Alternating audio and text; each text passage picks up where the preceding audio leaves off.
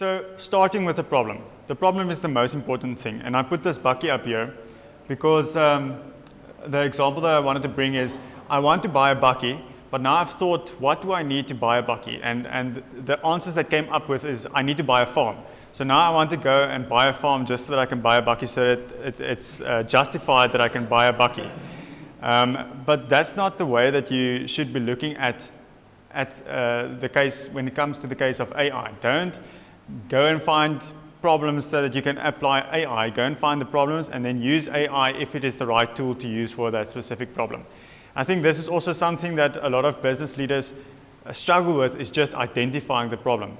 That's the most simplest thing to start and do because you can do it with pen and paper, but it's the thing that takes the longest because you don't go and sit down and reflect on all of your business problems and processes that you might have.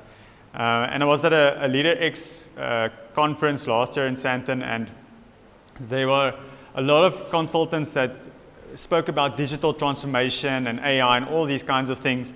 And a lot of them said this thing about how business, how the corporate leadership, they want to bring in AI, they want to bring in all of these trendy technologies, but they're not content to just start with the business problems. And that's what we're going to start and condition ourselves with today, is to start with a problem and then see where AI is applicable.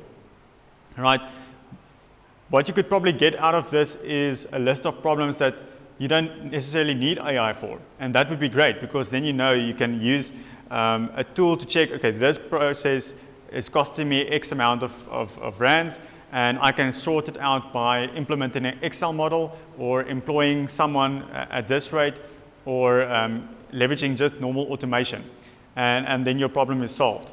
But there are also these problems that need AI that are a bit more complex, like for instance, dealing with customers. When a customer query comes in and you can't give that to a machine with rules, and I think I said it yesterday, you can't just give it to a machine with rules that looks at keywords, because every customer conversation is nuanced and personal.